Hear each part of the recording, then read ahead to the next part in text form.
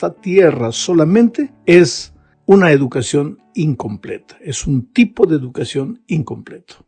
Porque la vida no se limita a los 80 o 90 años que pasaremos en este mundo.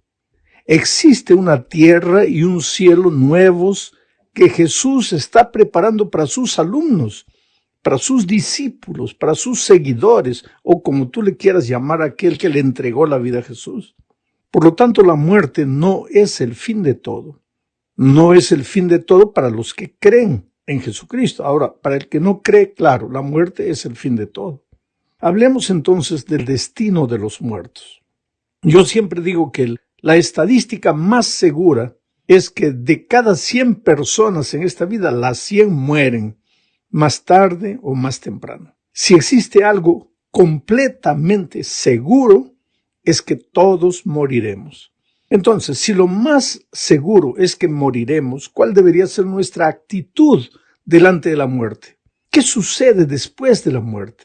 Tú sabes que se han escrito miles de libros a este respecto, pero mi pregunta es, ¿cuál es la fuente de información que usan esos autores? ¿En qué se basan para apoyar sus informaciones?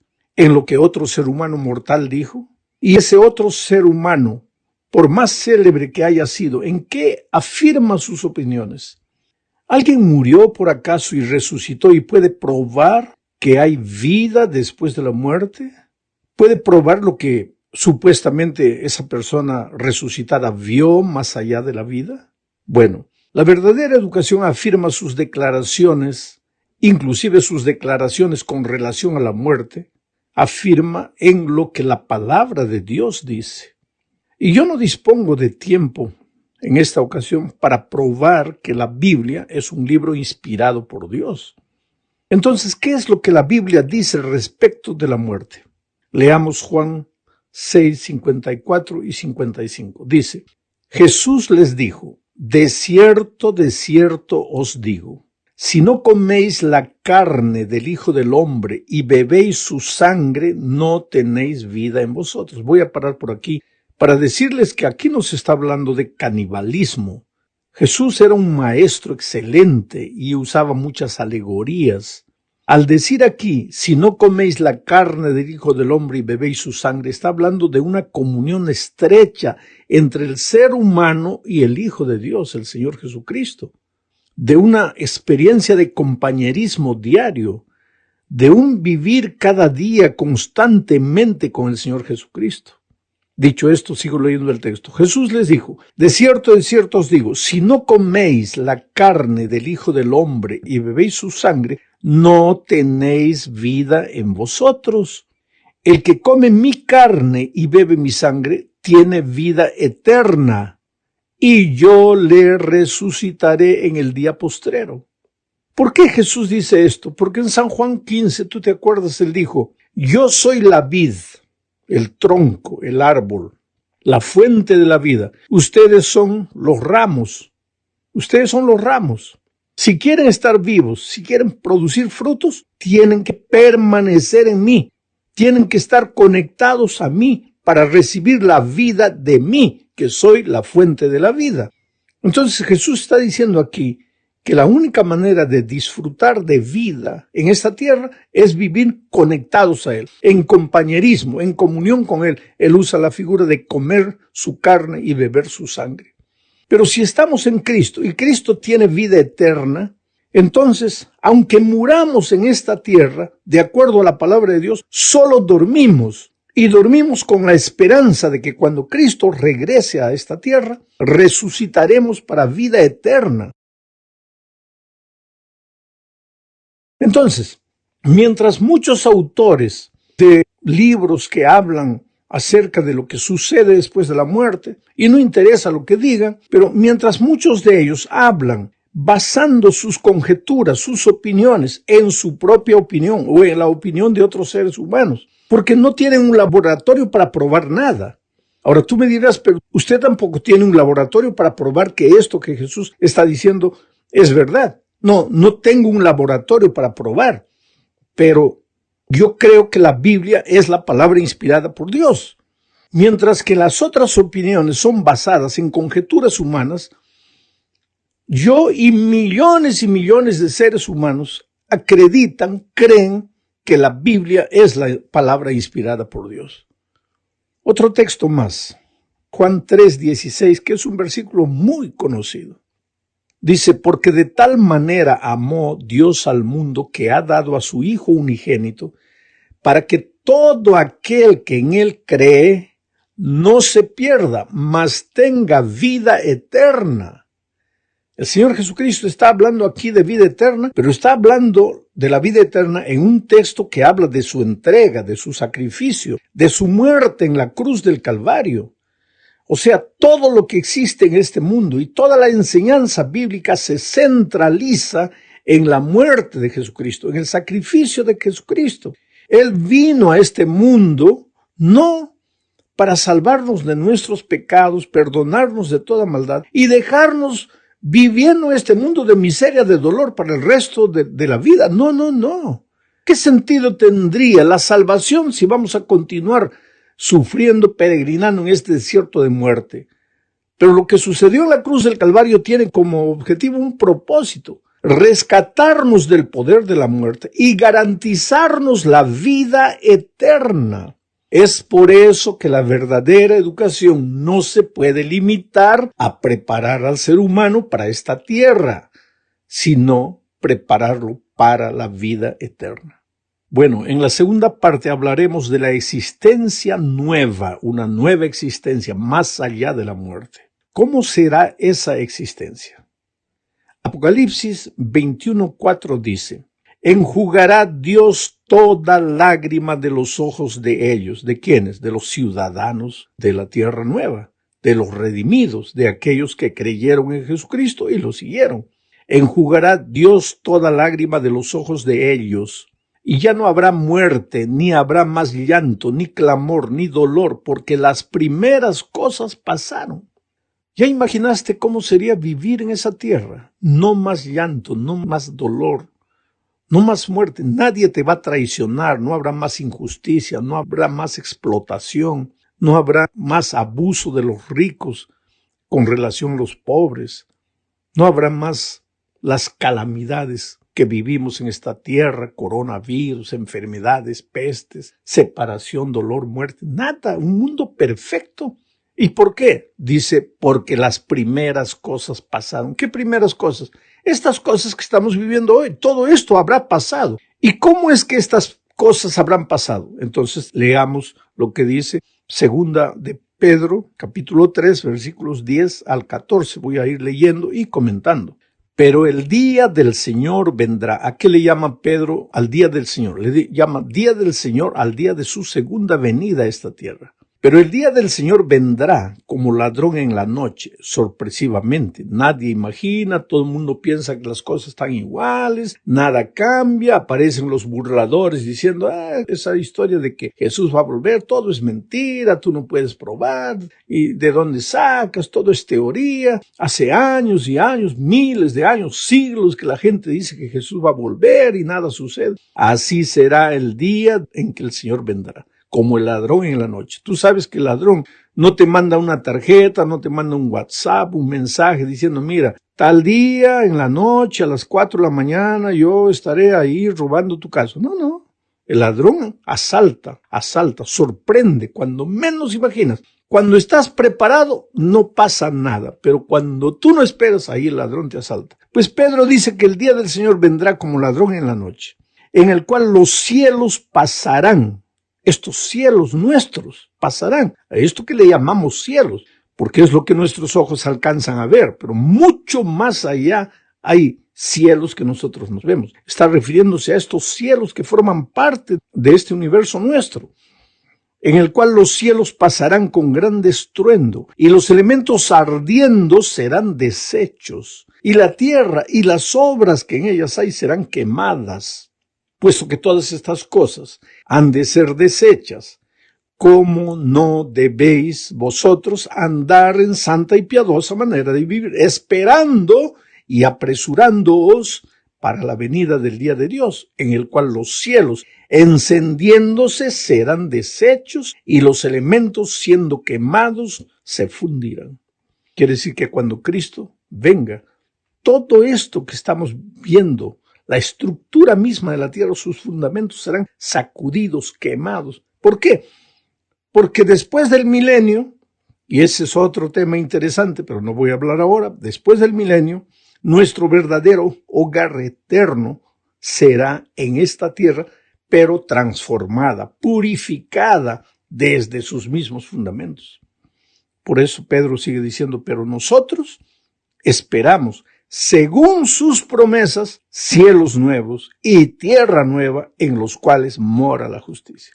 Ahora, si esto es verdad, queridos, si hay cielos nuevos y tierra nueva, entonces, pues la verdadera educación no puede limitarse a preparar al ser humano para esta tierra donde va a morir, donde va a sufrir, donde va a acabar, sino que tiene que prepararlo para la vida eterna.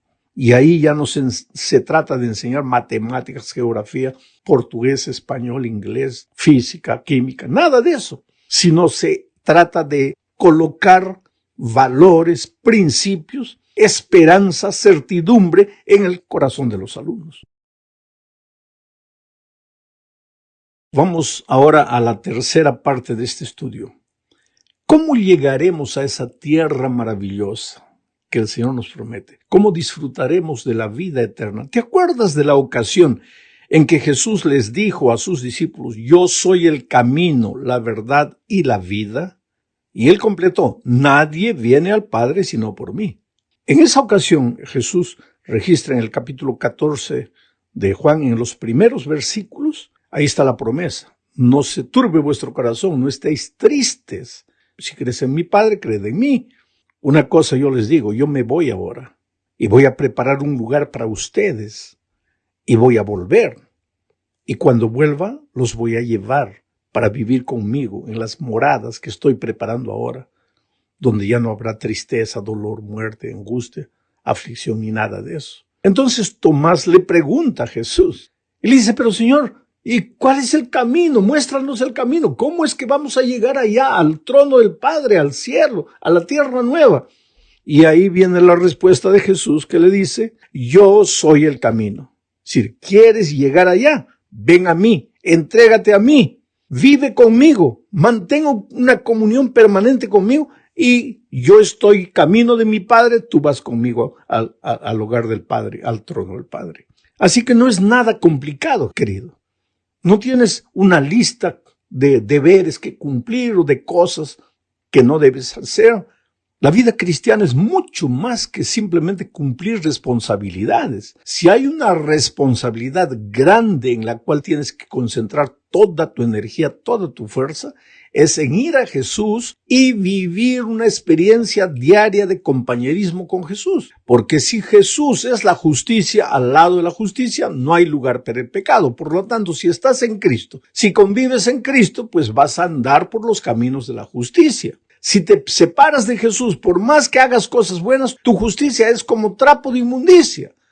Entonces toda tu vida tiene que concentrarse en no separarse de Jesús. Y claro que al andar con Jesús, pues vas a andar en sus caminos, vas a seguir sus consejos, vas a obedecer su palabra. Pero tienes que concentrar tu energía en Jesús y no solamente en los deberes de la vida cristiana. Entonces los que lleguemos al cielo un día por la gracia de Jesucristo y porque aprendimos a caminar con Él, a seguirlo en esta tierra, los que lleguemos al cielo será porque en esta vida aprendimos a caminar con Jesús. Aprendimos de Jesús. Y en el cielo, lógicamente, seguiremos aprendiendo de Jesús. Eso es lo que Pablo dice en 1 Corintios 13:12. Dice, ahora vemos oscuramente. Pero entonces, ¿cuándo? Cuando lleguemos al cielo, entonces veremos cara a cara. Ahora conozco en parte, dice Pablo, pero entonces conoceré como fui conocido. Quiere decir, si tú sigues al Maestro en esta tierra, aprendiendo de Jesucristo, puedes tener la seguridad de que en el cielo continuarás siguiendo a Jesucristo por toda la eternidad y continuarás aprendiendo de Él. Y no solo aprenderás, en el cielo también tendrás tiempo para entender las cosas que no entendiste en esta vida. Por eso Pablo en 1 Corintios 4:5 dice, Así que no juzguéis nada antes de tiempo. ¿Antes de qué tiempo? Antes de la venida de Cristo. Hasta que venga el Señor, el cual aclarará también lo oculto de las tinieblas y manifestará las intenciones de los corazones, y entonces cada uno recibirá su alabanza de Dios. O sea, querido, tú tienes muchas intrigas, muchas preguntas, muchas curiosidades, muchas cosas que te han sucedido en esta tierra tal vez y no tienen sentido, y te preguntas, pero ¿por qué Dios permitió esto? Por ejemplo, ¿por qué Dios permitió que mi hijito de 2 años muriese de leucemia? ¿Por qué Dios permitió que mis padres murieran y me dejaran niño, solo en la vida? ¿Por qué? Pues todas esas interrogaciones. ¿Qué dice Pablo aquí? No juzgues las cosas antes de tiempo. Pero cuando el Señor venga, tú tendrás todas las explicaciones, porque Él sacará de las tinieblas lo oculto y te las explicará, te las mostrará. Eso es lo que haremos en nuestro proceso educativo a lo largo de la eternidad. En la cuarta parte de esta lección hablaremos de la escuela del más allá. Leamos segunda epístola a los Corintios, capítulo 4, versículo 17. Porque esta leve tribulación, dice Pablo, momentánea, produce en nosotros cada vez más excelente y eterno peso de gloria. No mirando nosotros a las cosas que se ven, sino a las que no se ven. Pues las cosas que se ven son temporales, pero las que no se ven son eternas. Es por eso, queridos, si queremos participar del proceso educativo en la eternidad, tenemos que, en el proceso educativo de esta tierra, tratar de mirar lo menos posible a las cosas de esta tierra y saber que en esta tierra apenas nos estamos preparando para la vida eterna allá en los cielos. No nos concentremos tanto en esta tierra al punto de olvidarnos de Dios, de las cosas espirituales, de la vida eterna. Porque cuando Cristo venga, y la venida de Cristo es una realidad contundente, cuando Cristo venga tal vez te llegarás a arrepentir de haber sacado a Dios de tu experiencia por concentrarte tanto en las cosas de esta tierra. Llegamos al fin de este trimestre hablando del gran maestro. Él será un profesor por excelencia en la eternidad. ¿Y cuál será el tema que nos enseñará? El tema de la salvación. Nunca entenderemos. Mira lo que dice Zacarías 13:6. Y le preguntarán, ¿qué heridas son estas en tus manos? Y él responderá, con ellas fui herido en casa de mis amigos. ¿Quiénes le preguntarán? Redimidos allá en el cielo, porque este texto se refiere a la experiencia en el cielo. ¿Quiénes le preguntarán? Gente que no sabe por qué Jesús tiene heridas en sus manos.